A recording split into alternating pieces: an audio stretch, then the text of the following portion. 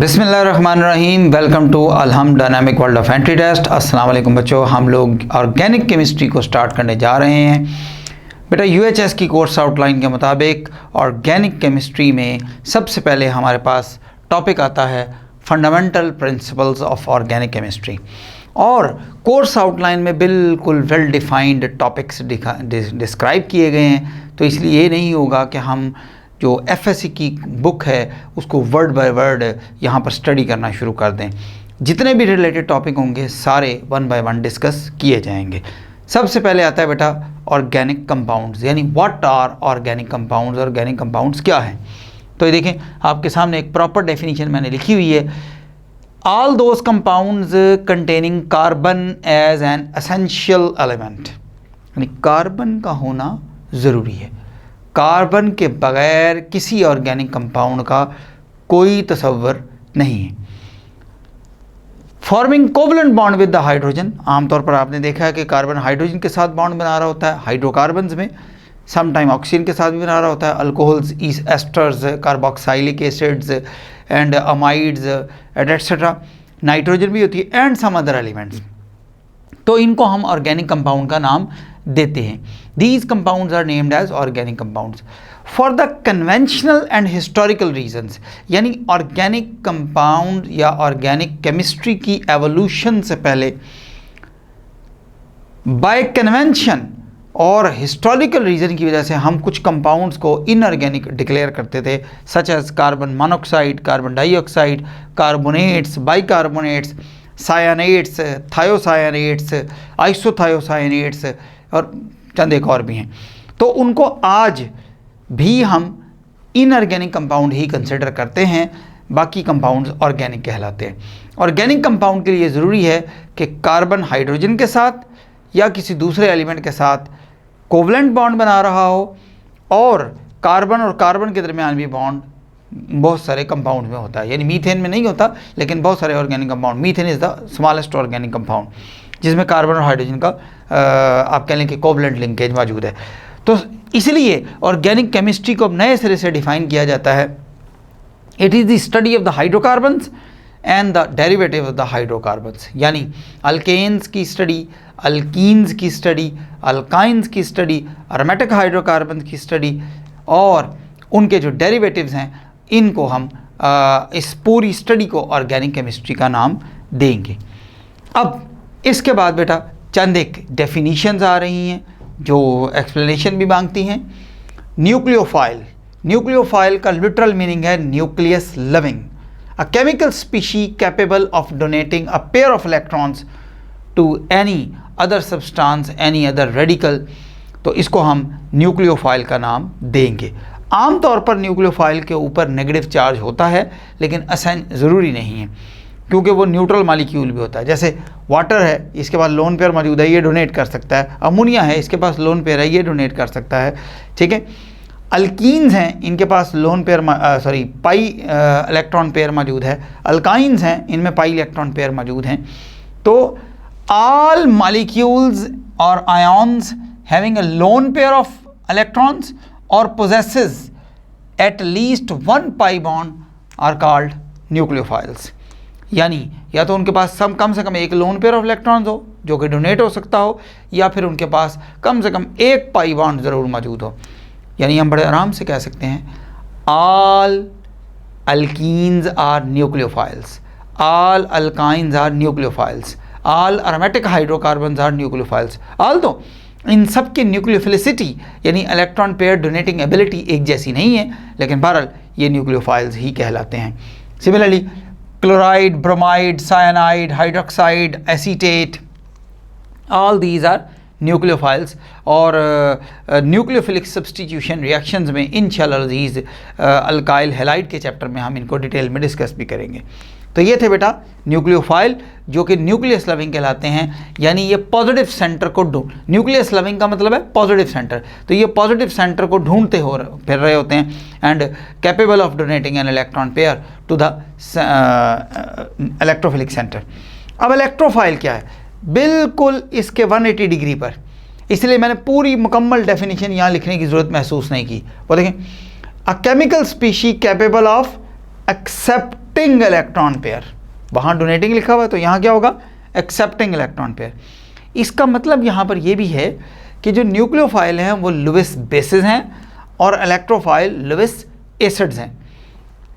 Molecules with incomplete octet, यानी अगर यहाँ पर हम मॉलिक्यूल की बात करें तो इनके पास लोन पेयर ऑफ इलेक्ट्रॉन मौजूद है, लेकिन यहाँ पर अगर हम मॉलिक्यूल्स की बात करें तो उन मॉलिक्यूल्स का जिक्र किया जाएगा जिनके पास वैकेंट ऑर्बिटल्स मौजूद हैं।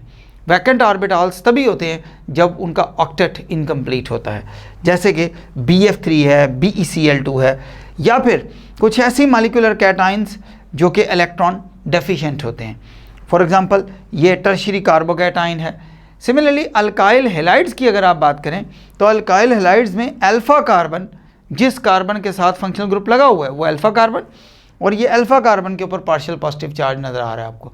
ये जो पार्शियल पॉजिटिव चार्ज है ये इलेक्ट्रोफिलिक सेंटर है, जबकि ये जो क्लोरो ग्रुप है जिसके ऊपर पार्शियल नेगेटिव चार्ज है वो न्यूक्लियोफिलिक सेंटर है। यानी आसान अल्फाज में हम ये कह सकते हैं कि कोई भी पोलर मॉलिक्यूल जिसका पार्शियल पॉजिटिव सेंटर कहलाएगा इलेक्ट्रोफिलिक सेंटर और पार्शियल नेगेटिव सेंटर कहलाएगा इलेक्ट्रोफिलिक सेंटर। अब ये इलेक्ट्रॉन पेयर डोनेट कर रहा है, ये इलेक्ट्रॉन पेयर एक्सेप्ट कर रहा है, यहाँ भी पेयर की बात हो रही है, यहाँ भी पेयर की बात हो रही है। लेकिन एक तीसरी स्पीशी भी होती है जिसका इलेक्ट्रॉन पेयर से कोई ताल्लुक नहीं और उसका नाम है फ्री रेडिकल।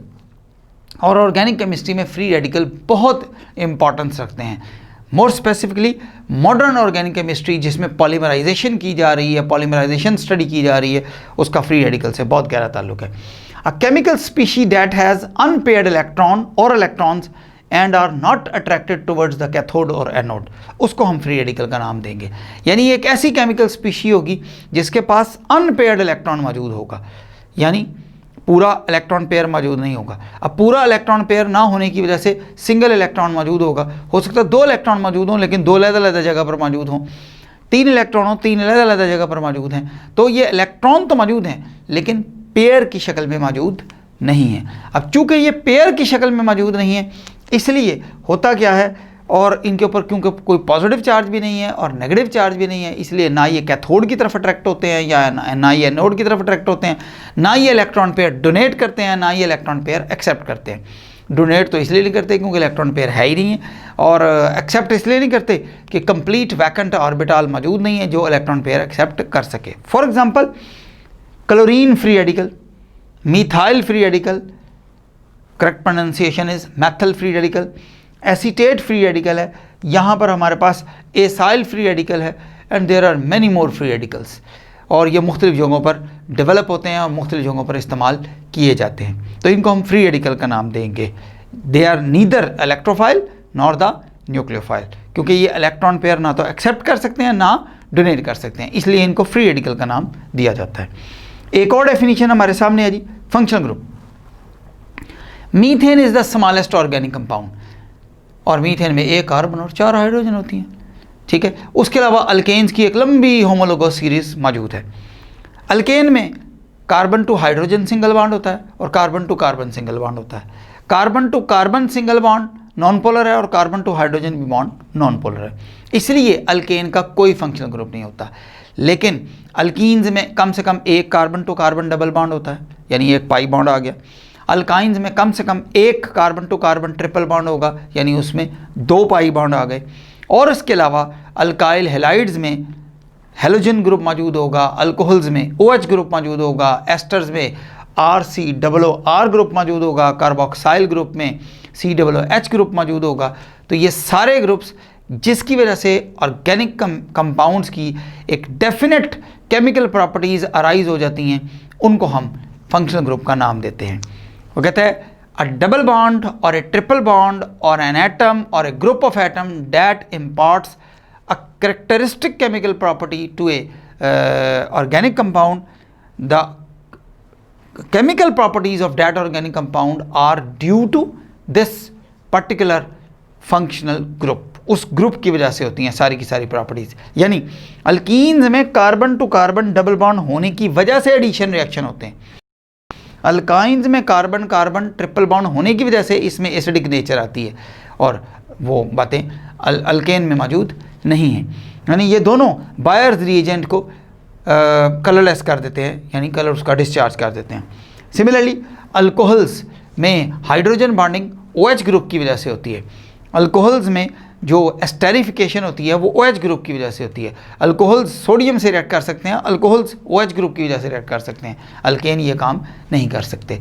तो हमारी बुक में बेटा एक पूरी टेबल मौजूद है फंक्शनल ग्रुप की, तो वो टेबल आपने याद करनी है। वो टेबल में से बड़ी आसानी से चंद एक MCQ डेवलप कर लिए जाते हैं, बड़ी आसानी से MCQ डेवलप हो जाते हैं। बेटा fundamental principles of organic chemistry में अब हम बढ़ रहे हैं।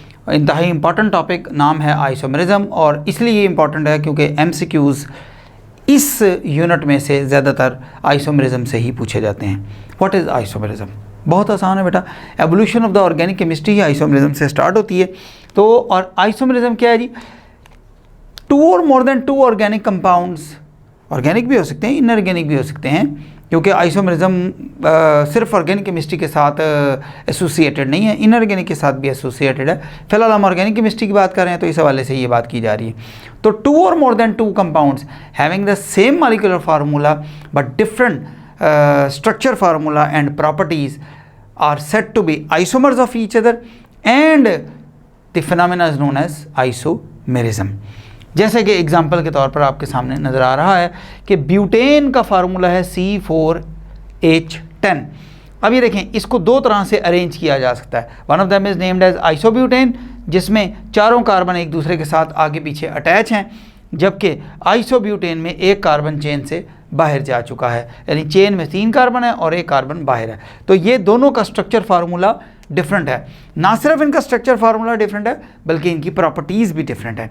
Sometime chemical properties different होती हैं, sometime physical properties different होती हैं, एंड मैनी टाइम दोनों ही डिफरेंट होती हैं।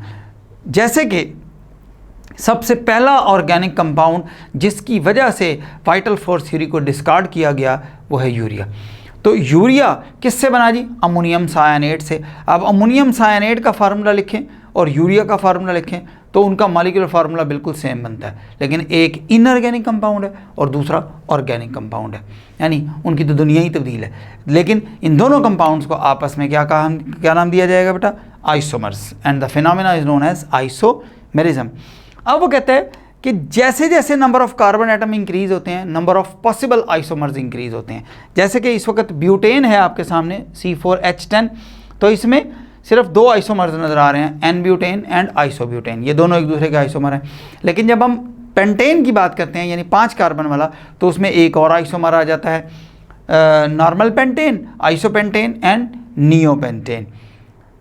लेकिन जैसे ही नंबर ऑफ कार्बन एटम की तादाद 6, 7, 8, 9 और बढ़ती है, नंबर ऑफ पॉसिबल आइसोमर्स बड़ी तेज़ी से इंक्रीज होते हैं। और अगर डिफरेंट फंक्शनल ग्रुप को एंटर कर लिया जाए, जैसे अल्कीन को, अल्काइन को, एस्टर्स को, कार्बोक्सिलिक एसिड्स को, तो फिर तो आइसोमर्स की तादाद by leaps and bounds increase होना शुरू हो जाती है, जैसे कि आपको नज़र आ भी रहा है।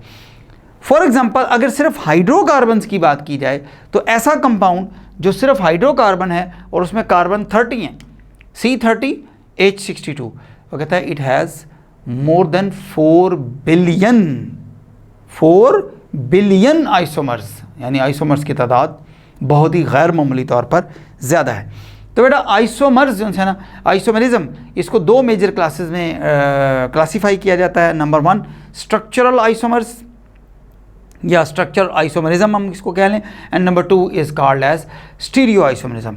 बेटा स्ट्रक्चरल आइसोमेरिज्म में होता ये है कि कनेक्टिविटी ऑफ एटम और ग्रुप ऑफ एटम चेंज हो जाती है, जैसे कि आपको यहाँ नज़र आ रहा है। पहला और आखिरी carbon atom primary carbon atom है, क्योंकि वो डायरेक्टली सिर्फ एक एक कार्बन के साथ अटैच हैं, जबकि दरमियान वाले दोनों कार्बन सेकेंडरी कार्बन हैं, क्योंकि वो एक ही वक्त में 2-2 कार्बन के साथ अटैच हैं। ठीक हो क्या जी? या आसान अल्फाज में आप देखें कि इसके पास 2 CH3 और 2 CH2 हैं, जबकि इसको ज़रा गौर से देखें कि इसके पास 3 CH3 और 1 CH ग्रुप है, CH2 ग्रुप सिरे से है ही नहीं है। या आप टेक्निकल बुनियादों पर बात करेंगे तो ये 1, 2 और 3 ये प्राइमरी कार्बन एटम है और ये टर्शियरी कार्बन एटम है, क्योंकि ये 3 कार्बन एटम के साथ डायरेक्टली अटैच है। तो क्लियर हो गया कि स्ट्रक्चरल आइसोमेरिज्म में क्या होगा? कनेक्टिविटी ऑफ वन एटम और connectivity of the group of atoms, ठीक है, इज़ अल्टर्ड। इसको हम स्ट्रक्चरल आइसोमेरिज्म कहेंगे, जैसे कि ये मेरे अकम में लिखा आपको नज़र आ रहा है। अब आ जाती हैं बेटा इसकी टाइप्स। स्ट्रक्चरल आइसोमरिज्म की। तो स्ट्रक्चरल आइसोमरिज्म के टाइप में सबसे पहले आता है चेन आइसोमरिज्म। उसके नाम से ही जाहिर है कि ऑर्गेनिक कंपाउंड ऐसा जिसका मॉलिक्यूलर फार्मूला सेम होगा, दोनों कंपाउंड्स का या तीनों कंपाउंड का या चारों कंपाउंड का, उनका फंक्शनल ग्रुप भी सेम होगा। सेम फैमिली के से बिलोंग करने का मतलब क्या है कि उनका फंक्शनल ग्रुप सेम है, लेकिन उनकी length of the carbon chain change है, तो इसको चेन आइसोमरिज्म का नाम दिया जाएगा। एक एग्जांपल तो ऑलरेडी हम डिस्कस कर चुके हैं, नॉर्मल ब्यूटेन एंड आइसोब्यूटेन। लेकिन अब मैंने यहाँ पर गैर मामूली एग्जांपल लिखी है ताकि जहन में ये ना रहे कि सिर्फ अल्केन में ही चेन आइसोमरिज्म होता है। ये देखें, ये है एन ब्यूटायरिक एसिड और ये है आइसोब्यूटायरिक एसिड। यहाँ पर देखें 1 2 3 4 कार्बन हैं चेन के अंदर, लेकिन इस चेन में 1 2 3 कार्बन है और चौथा कार्बन चेन से बाहर है। तो this one is an butyric acid, that one is isobutyric acid. तो इसको हम कहते हैं जनाब स्ट्रक्चरल आइसोमरिज्म में चेन आइसोमरिज्म। तो क्या चेन आइसोमरिज्म सिर्फ अल्केन में होगी या कार्बोक्सिलिक एसिड में होगी? बेटा ये हर फंक्शनल ग्रुप में मौजूद है, ठीक है, यानी हर class of the organic compound के साथ ये एसोसिएटेड है। सिर्फ एक ही बात है कि length of the carbon chain alter होनी चाहिए। Next come position isomerism. Position isomerism में क्या होगा कि ऑर्गेनिक कंपाउंड का जो फंक्शनल ग्रुप है वो सेम रहेगा, मॉलिक्यूलर फार्मूला सेम रहेगा। चेंज क्या होगा? Length of the carbon chain भी सेम रहेगी। Position of the double bond, position of the triple bond, position of the functional group और पोजीशन ऑफ द सब्स्टिट्यूट, ये चेंज हो जाएगी।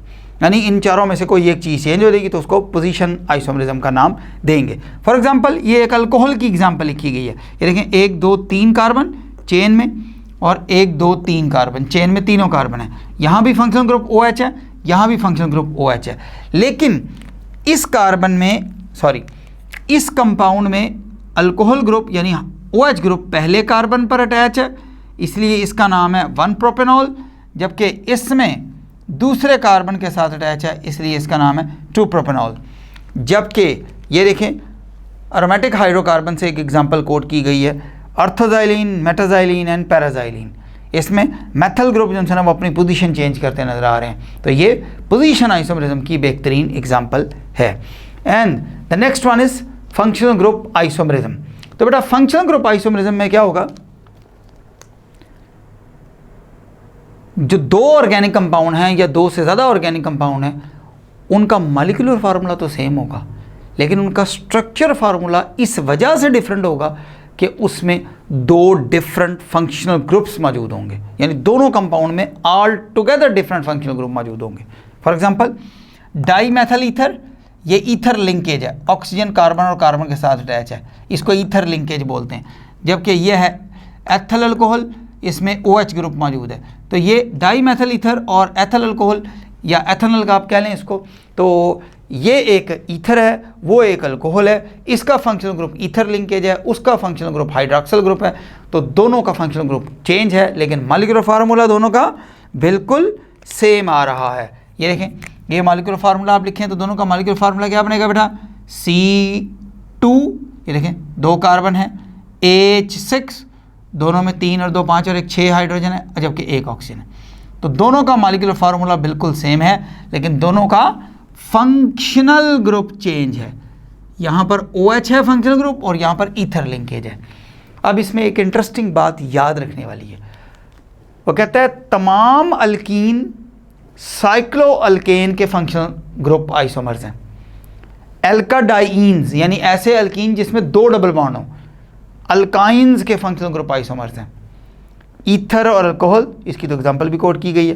Carboxylic acid and esters and aldehydes and ketones provided that their molecular formula are same, यानी number of carbon atom अगर same है तो फिर aldehyde और कीटोन आपस में फंक्शनल ग्रुप आइसोमर होंगे, कार्बोक्सिलिक एसिड और एस्टर आपस में फंक्शनल ग्रुप होंगे। एक एग्जांपल तो ऊपर लिखी गई है, किताब में भी कोड है, ये मैंने कोड किया आपके लिए। प्रोपियानिक एसिड एंड मेथल एसीटेट।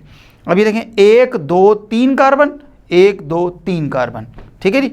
अब हाइड्रोजन को काउंट करें, 3 और 2 5 और 1 6, 3 और 3 6, 2 ऑक्सीजन 2 ऑक्सीजन, दोनों का मॉलिक्यूलर फार्मूला सेम है, लेकिन लेफ्ट वाला कार्बोक्सिलिक एसिड है जबकि राइट वाला एक एस्टर है, यानी दोनों का फंक्शनल ग्रुप चेंज है। यहाँ पर बेटा आइसोमरिज्म की हमारी बात इख्तिताम पजीर होती है। आइसोमरिज्म अभी वाइंड अप नहीं हुआ, नेक्स्ट वीडियो में इंशाल्लाह इसको वाइंड अप करेंगे और फिर आगे भी बढ़ेंगे। अल्लाह हाफ़िज़।